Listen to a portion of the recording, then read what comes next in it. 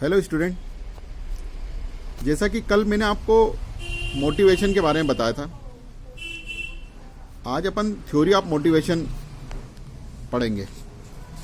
Motivation के बारे में मैंने आपको जैसे बता रखा है कि किसी को मोटिवेट करना ये हमारा एक काम होता है, और जो हमारे एम्प्लॉई हैं उनको हम जितना मोटिवेट करेंगे वो उतना बेहतरीन काम करके हमको देते हैं।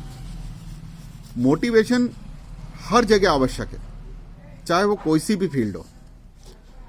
मोटिवेशन के बिना हमारा काम परफेक्ट नहीं हो पाता। हम किसी को मोटिवेट जैसी करते हैं तो वो एकदम अच्छे से और व्यवस्थित काम करने लग जाता है। इसके कुछ साइंटिफिक मैनेजमेंट के द्वारा भी हम किसी व्यक्ति को मोटिवेट करते हैं। साइंटिफिक मैनेजमेंट मतलब किसी की कार्य करने की उसकी कुशलता को बढ़ाने के लिए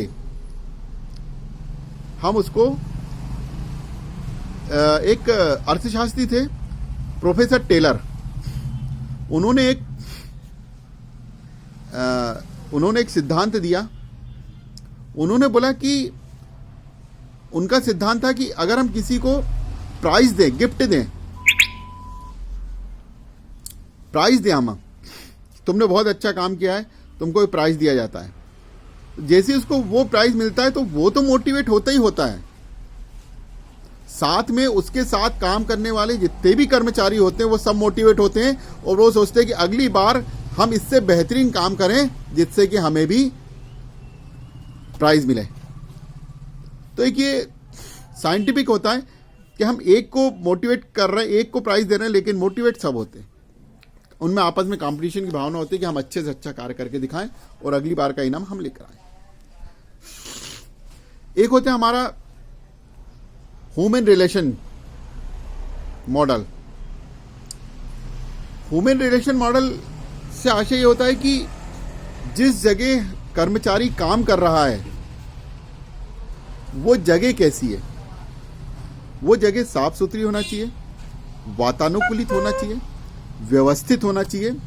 ऐसी जगह होना चाहिए कि जहां पर व्यक्ति को काम करने में मजा आए। तो ये भी एक है, इसके द्वारा हम व्यक्ति को मोटिवेट करते हैं क्योंकि व्यक्ति को अच्छा लगता है। हम जहां पे काम कर रहे हैं वो जगह तो उसको अच्छा लगने लगता है।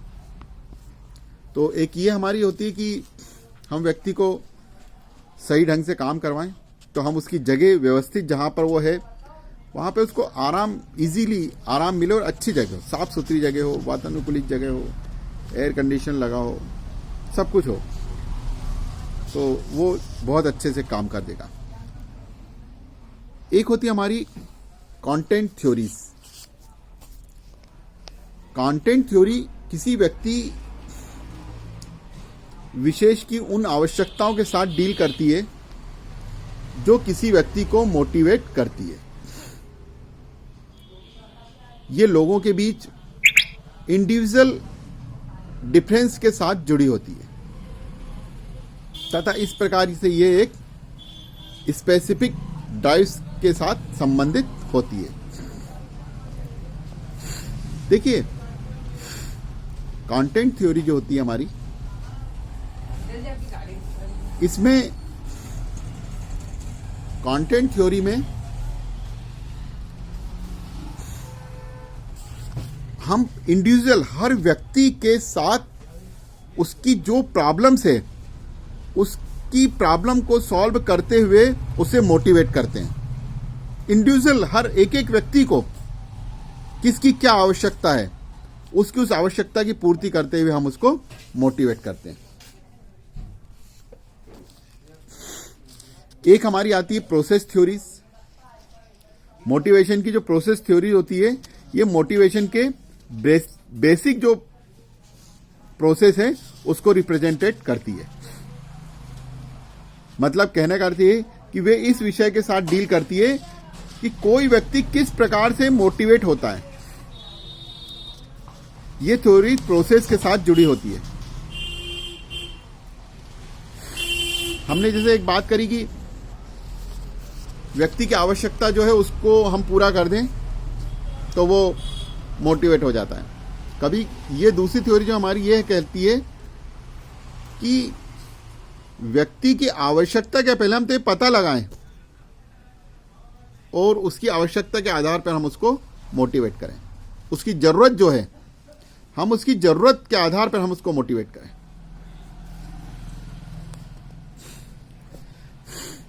इसके बाद एक हमारा आता है मास्लो।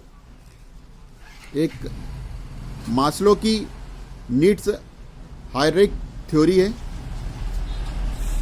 मास्लो ने अपनी थ्योरी में कहा कि मैनेजमेंट और ऑर्गेनाइजेशन बिहेवियर में एक लोकप्रिय एक थ्योरी होती है और यह थ्योरी व्यक्ति के इफेक्टिवनेस को व्यक्ति की अपॉर्चुनिटी के उपयुक्त नीड हायरार्की से मैच करने के फंक्शन के रूप में परिभाषित करती है। मास्लो ने कहा कि एक व्यक्ति विशेष कुछ निश्चित आवश्यकताओं को पूरा करने हेतु मोटिवेट होता है, जो विशिष्ट समय पर उसके अत्यंत पावरफुल हो जाती है। मतलब कहने का अर्थ ये कि व्यक्ति केवल एक विशेष कार्य को करने के लिए मोटिवेट होता है। उतना कार्य करने के बाद, मतलब वो जो उसको कार्य दिया जा रहा है वो उस कार्य को करने के लिए मोटिवेट होता है। तो ये थी हमारी मास्लो की थ्योरी। अब इसके बाद इस तरह से मोटिवेट करने के बहुत सारे अर्थशास्त्रियों ने अपने अपने ढंग से मोटिवेशन की थ्योरी दी है। एक है हमारा फिजियोलॉजी नीड्स। फिजियोलॉजी नीड्स क्या कहलाती है कि इस जो हमारी बेसिक नीड्स है, बेसिक नीड्स क्या होती है व्यक्ति की? भूख, प्यास, नींद,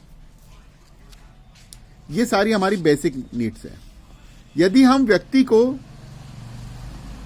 एक अच्छा भोजन मिल जाए, साफ सुथरा पानी मिल जाए, पर्याप्त एक बिस्तर मिल जाए जिस पे वो एक अच्छी नींद पूरी कर सके, ये उसकी बेसिक नीड्स है। इस नीड्स को जब हम पूरा कर लेते हैं तो हम किसी की ये नीड्स जब हम पूरी करते हैं तो इतने में भी वो मोटिवेट होता है। मतलब हम उसकी जो फिजिकली जो आवश्यकताएं हैं, उन आवश्यकताओं को जैसे जैसे हम उसकी इन नीड्स को पूरी करते जाएंगे वैसे वैसे वो संतुष्ट होता जाएगा, वो मोटिवेट हो जाएगा। और ये काम जो है ये मैनेजर का होता है। उसकी ड्यूटी है कि वो इन सब चीज़ों को, कर्मचारियों को उच्च आवश्यकताएं जो उनकी संतुष्टि है उनको संतुष्ट करने का प्रयास करें। एक होती है हमारी security, safety needs. Physical needs के बाद में जो सबसे मेन है वो है हमारी सेफ्टी नीड्स। अगर व्यक्ति को ये पता हो कि जहां पे मैं काम कर रहा हूं, हमारी सेफ्टी नीड्स क्या होती है? जैसे आग, दुर्घटना, मर्डर, आपराधिक हमले या कोई शारीरिक हानि, ये हमारे खतरे, ये हमारे सब खतरे की घंटी है। अगर किसी कर्मचारी को हम इन सब चीज़ों से सुरक्षा दें, जहाँ पे वो काम कर रहे हैं, हम उससे बताएं कि यहाँ पे कभी आग लग जाएगी तो उससे तो उसको हानि नहीं होगी, ये फायर ब्रिगेड है और फायर से रिलेटेड जो भी सामान रखें इससे आप उस आग को बुझा लेना। हम ऐसी अत्याधुनिक मशीनें लगाएं, समय समय पर उनकी चेकिंग करवाएं, जिससे कि उसको ये रहे कि ये मशीनें कभी मेरे ऊपर नहीं गिरेगी, मेरे को इस मशीन से नुकसान नहीं होगा। उसको मशीन पे काम करने के लिए जो जो ज़रूरत के सामान है वो सब उसको उपलब्ध करवाया जाए, जिससे वो सुरक्षित रहे। किसी प्रकार का कोई आके उसको मार नहीं सकता, फैक्ट्री के अंदर कोई आपराधिक घटना नहीं घटेगी। ये सारी चीज़ें जब हम किसी कर्मचारी को देते हैं तो वो मोटिवेट हो जाता। ये भी एक मोटिवेशन का तरीका है। व्यक्ति जब भय, तनाव, हताशा, बेरोजगारी, इनसे जब उसको हम सुरक्षा प्रदान करते हैं तो वो स्वाभाविक है कि अपने कंपनी के प्रति एम्प्लॉय काम करेगा और वो मोटिवेट रहेगा। सोशल नीड्स, यह हमारा एक थर्ड लेवल है। अगर हम अपने कर्मचारियों के साथ एक फ्रेंडली व्यवहार रखें, उनको अच्छे से प्यार से बात करें, उनको अधिकार दें, उनके साथ हम फ्रेंडली जब हो जाएंगे और उनकी शारीरिक और सुरक्षा का ध्यान रखेंगे, फिजिकली और फाइनेंशियली दोनों सुरक्षा का जब हम उनका ध्यान रखेंगे, तो जब हम फ्रेंडली हो जाते हैं तो वो कर्मचारी कंपनी में ज़्यादा अच्छा वर्क कर सकते हैं। एक होता है हमारा सेल्फ स्टीम। चौथा लेवल जो है हमारा वो सेल्फ स्टीम है। सेल्फ स्टीम में भी हम पर्टिकुलर एक एक